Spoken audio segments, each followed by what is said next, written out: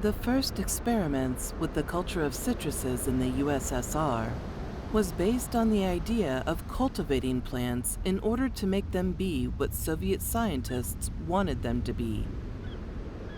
Everything was possible. As Ivan Michurin, the one and only founding father of the Stalinist agrobiology, said, "A plant as such can be almost useless. Only under human care and influence does it become a powerful actor of life." Apparently, the very same idea, originating from the rich pastures of the Enlightenment, underlies the Soviet project of a new man. However, there is more to it on the side of science than just cultivating. There was grafting, and grafting was a game changer. Soviet scientists had something very practical in mind when they started their experiments with citruses in the USSR. Self-sufficiency.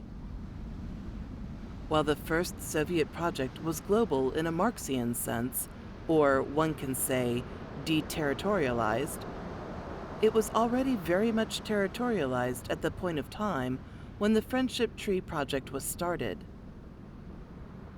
The Soviet state at that time thought of itself as the sole isolated socialist state, and it was already preparing for a rather long period of being just that. And that meant self-sufficiency. The war, followed by Stalin's death, changed a lot. First, globalist or deterritorialization of the revolutionary avant-garde culture was succeeded by the autarkic agenda of the Stalinist state. Then, after the Party Congress in 1956, the third stroke of the globalism autarky pendulum came along with the new globalist imperial agenda of the thaw. It was not by chance that the experimental citrus tree became the Tree of Friendship in 1957. Imperial, yes. The Comintern program of 1928 stated that the USSR was the only true fatherland of the world proletariat. The Soviet project saw itself as an ultimate global empire. Once all other peoples join it, the empire and the state as such will wither away.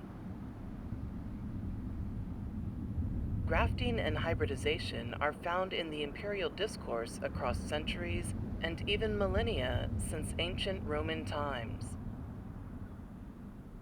Numerous authors, either admiring the imperial practices of their time or despising them, resorted to this metaphor. The buds, grafted onto the tree of friendship by various people, organizations, and entities, stood for the participants' willingness to join the Soviet imperial project. These buds were, in a way, not unlike the gifts provincial kings and political leaders of the past brought to the metropolitan capitals, Persepolis, Rome, London, and even more binding than those, albeit in effigy. At this point, you should be asking yourself, why am I here? What am I doing in this room with a view at the almost totally empty hotel, situated even further to the northeast than Thomas Ovid's last home? Where are all the people and peoples for whom this devastorium was built? Why am I listening to this voice telling me about the things once powerful but now gone?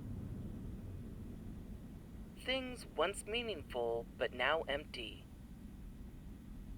The black soils of the Enlightenment, the sublime of the imperial global, the grandeur of the Soviet self-sufficient, the magnificence of the idea of the eternal peace, and about the friendship turned grafting, the tangerine tree turned arbor mundi, all that.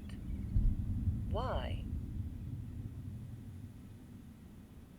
Even more importantly, you should be asking yourself, where are the people and peoples? Where does all the emptiness come from? The metropole of this furthermost exine coast locale. How and why did it all come to being and then to fail once again? But probably most importantly, you should be asking yourself this. Why is the tree of friendship still alive? What does it feed on? It's our hopes and dreams it feeds on. Hopes for unconditional happiness, and for all dreams of the world, absolved from the march of time. The richest pasture of all pastures, the soil most fertile.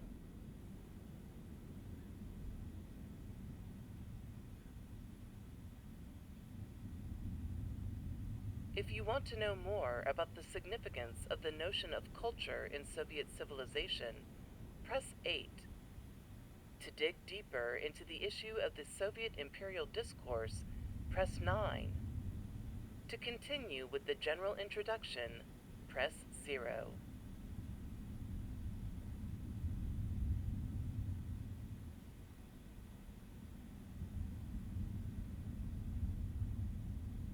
If you want to know more about the significance of the notion of culture in Soviet civilization, press 8.